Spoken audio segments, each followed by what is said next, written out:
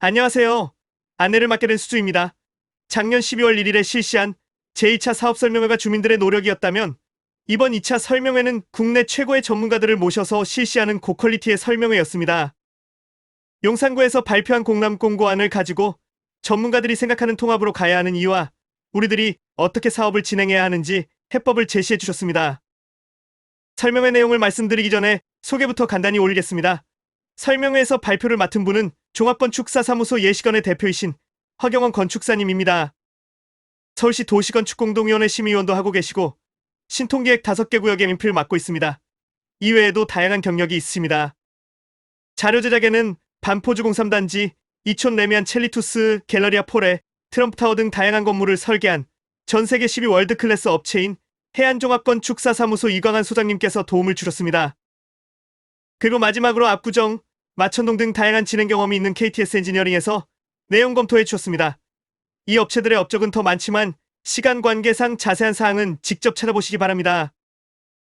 설명회 당시 목차는 다음과 같았습니다. 중요한 포인트들만 짚도록 하겠습니다. 이 편집본은 예시건 대표님의 발표 영상을 참고하여 일부 각색하였으나 가능한 원본을 따라가려 하였습니다. 그럼 시작하겠습니다.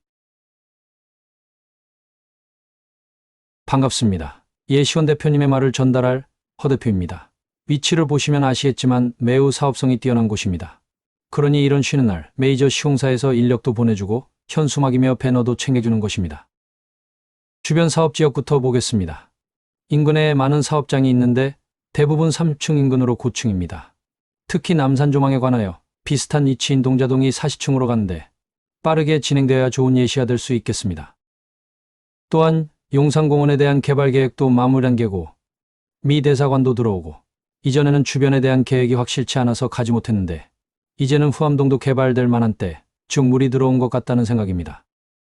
다음은 종교시설에 대한 내용인데 기본적으로는 존치를 하는 것이고 만약 종교시설에서 원한다면 이전을 하게 되고 그래도 문제가 된다면 외곽 지역에 있는 곳들은 재척시키고 나아갈 수 있습니다.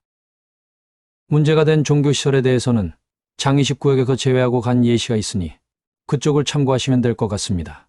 이전에 많이 해봤던 경험이 있는데 보통은 충분한 협의가 있으면 대부분 잘 해결이 되었습니다. 그리고 여러 가지 문제점들은 앞으로 헤쳐나가야 하는 것입니다. 재개발 사업을 한두 번 하는 것이 아니기에 많은 노하우가 쌓여 있습니다. 우리만이 아니고 서울시 공무원들도 마찬가지지요. 다 해결되니 걱정 마십시오. 과거에는 주택의 공급보다는 보전을 목적으로 하는 경우가 많이 있었으나 이번 시장 시기에는 더 많은 공급을 하려고 합니다. 더 많은 공급을 하는 건 간단합니다. 층수를 높이고 용적률을 더 주면 되는 것이죠. 단독개발은 18층, 용적률 250%입니다. 반면에 통합개발은 30층, 용적률 250%, 종상향도 시켜주고요. 층수 말고는 별 차이 없는 것 같지만 사실 종상향을 시켜줌으로써 층수의 제한을 푼 것입니다. 분명 층수를 더 높이는 것으로 설계 변경 얘기가 나올 것 같습니다.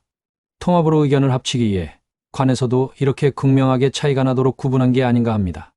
제가 서울시 심의위원이다 보니 주민의 수익이나 이런 걸 떠나서 서울시의 입장에서 본다면 단독으로 가지 않을 것 같습니다. 단독으로 가면 완공되고 나서 도시건축 측면에서 볼 때 제대로 만들었다는 얘기를 못 듣기 때문이죠. 일 다 해놓고 못했다 소리 들으면 안 되잖아요. 아마도 통합으로 가는 것을 좋아할 겁니다. 그리고 유사한 다른 곳들도 대부분 통합을 유도하고 있습니다. 이는 위원으로서의 경험상 그렇습니다. 단독과 통합의 비교는 이렇습니다. 단독으로 가게 되면 이미 사장된 법이지만 구법을 적용하게 되어 4-1구역은 단독주택 재건축으로 가고 4-2구역, 4-3구역은 재개발로 갑니다. 분리해서 개발하는 것이지요. 이렇게 되면 최고 18층, 용적률 250%, 용도가 제1종과 제2종 7층이 되는 것입니다. 통합으로 가게 되면 최고 30층, 용적률 250%, 용도를 제2종으로 종상향해주는 것이고요. 용적률이 똑같은데 뭐가 좋은 것이냐? 이게 제2종 일반 주거지역이 이전까지만 해도 층수 제한이 있었는데 최근에 층수 제한이 없어졌습니다. 그렇기에 분명 통합으로 사업이 진행되면 층수 상향에 대한 얘기가 나올 것입니다. 용적률이 똑같은데 층수만 늘어나서 뭐가 좋은 거냐? 물으실 수 있는데 이는 인동거리의 이점이 있습니다. 엄청나게 큰 차이고 뒤에 더 자세하게 설명하겠습니다. 단독주택 재건축 방식을 취한다면 제초안도 있을 겁니다. 이전에 보통 재건축을 하면 1인당 2억 정도 했던 걸로 기억하는데 지금은 어느 정도 감액되긴 했다고 합니다. 예로 한강맨션이 7.7억에서 7.1억으로 감액됐죠. 그리고 이번에 개정되면서 우려되는 점도 있는데 장기 보유자에게 제초안을 일정 부분 깎아주는 제도입니다. 이 때문에 감액을 목적으로 동의를 안 해주며 시간 끄는 주민들이 발생하게 될 우려가 있습니다. 단독주택 재건축에서 임대주택에 대한 의무는 없으나 보통 현장에서 약 5% 정도는 넣습니다. 물론 이 부분은 인센티브를 주기는 합니다. 그래서 단독으로 가도 용적률 300%는 받을 수 있습니다. 통합으로 가면 용적률이나 기부 체납은 동일한데 종이 제2종으로 상행됩니다. 그래야 층고 제한이 없어지니까. 제초안이 없어서 동의율을 모으는 게 좀 더 편할 것 같습니다. 다만 임대주택 15% 의무사항이 있습니다. 이때 임대주택을 건설하기 위해 토지비용과 건축비를 보상으로 주는데 토지는 간평가로, 건축비는 보통 500만 원 정도입니다.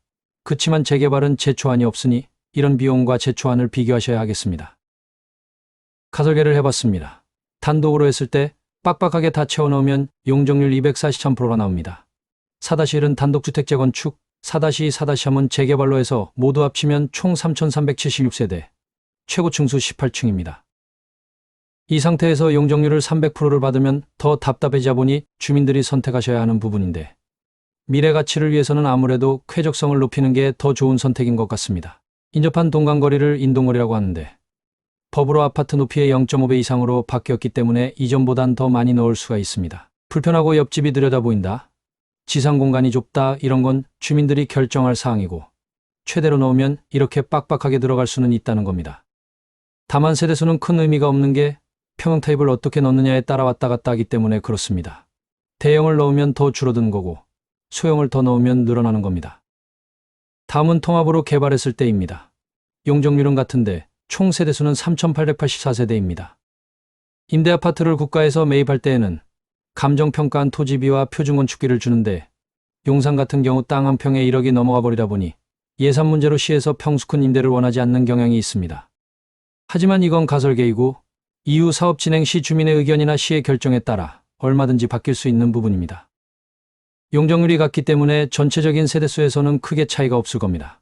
평형 설계에 따라 세대수는 왔다 갔다 하기도 하고요. 중요한 건 세대수가 아닙니다.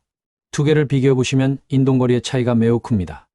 단독 시에는 앞동-뒷동의 공간이 약 18에서 29m 사이로 나옵니다. 통합 시에는 앞-뒷동이 50에서 80m 정도 나옵니다. 같은 용적률을 층이 높아짐에 따라 공간을 많이 활용할 수 있다는 거죠. 두 사업 방식을 비교하면 다음 표와 같습니다. 단독은 35% 정도로 건폐율이 나올 거고 통합은 18% 정도로 예상하고 있습니다. 이 차이가 지상을 얼마나 고급화시키느냐, 얼마나 쾌적하게 만들 수 있느냐의 차이도 있겠지만 또 다른 문제를 발생시킵니다. 지하 주차장 등 부대시설 문제입니다. 동수가 많아지면 동마다 기둥을 내리니 지하층 건설이 어려워집니다. 주차장 하나를 만들려고 해도 기둥이 많아지면 피호 공간이 늘어나야만 하니 기술적인 부분에서 엄청나게 많은 금액차를 발생시키는 것입니다. 그리고 분리개발하면 지하 공간을 통개발할 수가 없습니다. 세 개의 구역으로 끊어져 건축되는 것과 하나의 공간으로 만드는 건 공간 활용도 자체가 다릅니다. 용적률에 포함되지 않는 지하층을 잘 활용해야 합니다. 그리고 추가적인 용적률을 받았을 때도 큰 차이를 만들어냅니다. 만약 역세권 인근으로 용적률 상한을 300%로 받게 되면 통합은 용적률을 활용하여 추가 수익이 가능하지만 분리개발은 힘듭니다. 이건 3D 조감도를 만든 것입니다. 30층으로 건축하면 이렇게 생겼을 거라고 대략적으로 만들었고 18층짜리는 만들려다가 굳이 만들 필요가 없을 것 같아 만들지 않았습니다. 중요한 부분은 입주 후 단지의 가치가 전혀 다를 것이라는 것입니다.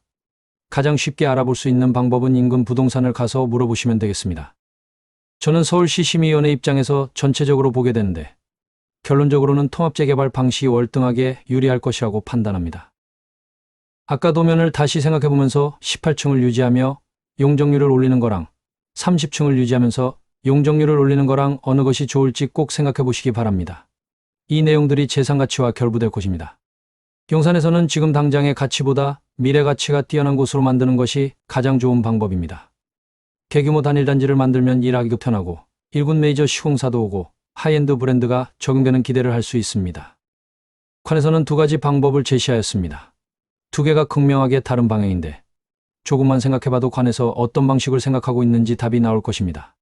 기술자적인 입장이나 서울시에서 일하고 있는 경험으로 서울시는 도시적으로 명품을 만들면서도 사회적으로도 좋은 공간을 만들기 위한 통합재개발 방식을 훨씬 좋아할 것입니다. 하지만 결정은 소유자분들이 하시는 것입니다.